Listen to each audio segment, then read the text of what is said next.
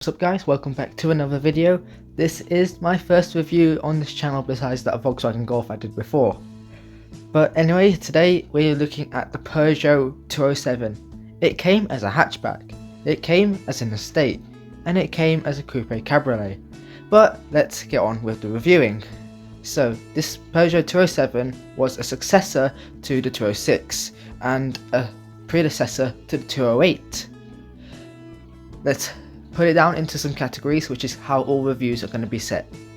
So with the exterior looks, this is the pre-facelift, and I have to say it does not look too bad. It's not bad. This is the facelift, and it looks a bit worse with the fog lights, but you know, it's not the worst thing ever. From the side it looks fine, there's absolutely nothing wrong with it at all. It's the back I have a problem with, but only with the lights, so don't get any ideas. The first problem I have is with the pre-facelift. The black arrow shows where the indicator flashes. The blue light shows where the reverse light is. They should be swapped. It doesn't look right having an indicator on the inside and the reverse light on the outside. Not a really great idea, especially if you have like OCD problems. But with the facelift it was fixed, as you can see here. Another problem was this big black piece of bumper stuck on the bumper. It looked tacky and cheap. Now it's fine on a black car like this, you know, you don't notice it as much, just notice it's the different material or shade. But if you have a white car, you're gonna notice it. Next we go on to interior looks. I think in the interior is designed really well. Everything is laid out where it should be, everything's good to reach, everything's good to see, everything is designed really well, and well, it's not a bad interior. You can even get a sat nav if you wanted. And you also got these silver things around like the display and heaters, so it does brighten the cabin up a bit. Considering this car was cheap, you did get soft touch materials on the dash. And you also got the silvers on the gauges, and while we're looking at these white gauges, you could also get them in black, which I think personally looks better. And the interior does change on these cars. Like if you look at the center console, it's got the dual zone climate control and multiple CDs, and it's completely different. And it's got a music stick thing at the bottom right of the steering wheel. If you're in the UK, I know that's how that works. And it's kind of like how Mercedes used to put their cruise control at the side on the left at the back, and you know, it's not a good design. Next we go into performance, and this is a poor factor with the Peugeot 207.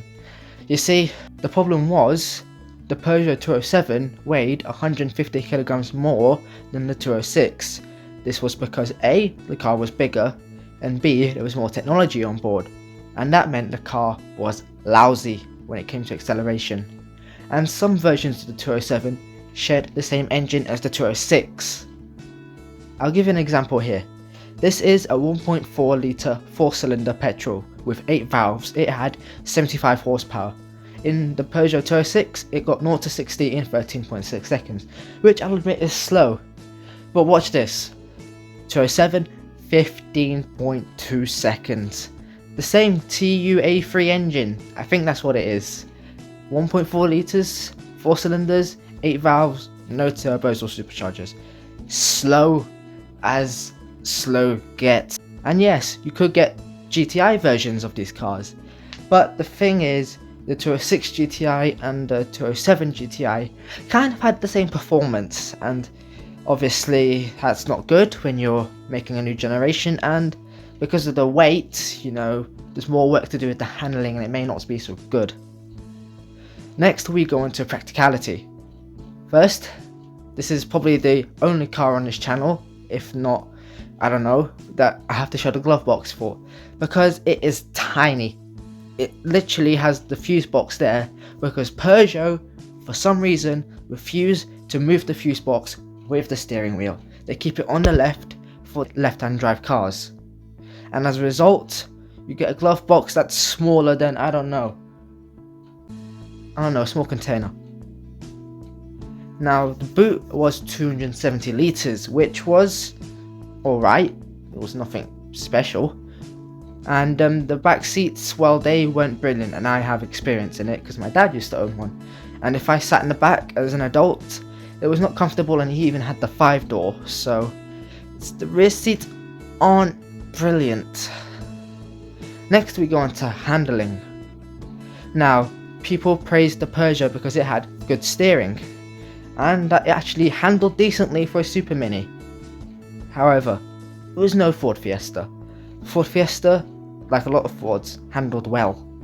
And people complained that the gearbox was just a bit lame, unresponsive, nothing there. It was just a gearbox. Is there anything else I should talk about? Well, reliability was a huge problem with these cars. They were very unreliable. And I know from experience, my dad's car had 2 problems with it. Yeah, if that doesn't tell you something, I don't know what will. Yeah, reliability on like these middle-aged Peugeots are absolutely dreadful. Honestly. But for some reason, they were very popular. Which means that there are a lot in the UK, which means that there are a lot on sale. So if you want to go buy one, God praise your soul if you do want to buy one, then well, you're not short of options. So what's the verdict? Well, good points are that the exterior looks good. The interior design and the looks and the feel look good for the price, especially on the base model. It had decent handling and it had decent suspension comfort, which is something I forgot to mention. But what is the cons? Well, practicality was just medium, it was subpar. The gearbox was vague, but if you're, I don't know, a new driver, that doesn't really matter to you. The reliability was poor. I don't need to explain that to you anymore. And that performance was rubbish, especially after sharing the same engines with the same power outputs. That is not good. Yes, it's cheap and it saves money. However, you build something that's slower than a truck at this point. But that is it for the Peugeot 207 review. I hope you guys enjoyed. Next week will be another review. If you would like me to review a car, please leave the car you would like me to review in the comments.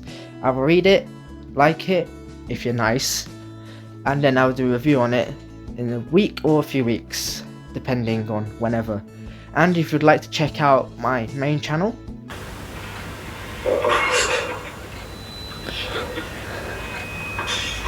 what the hell is he doing?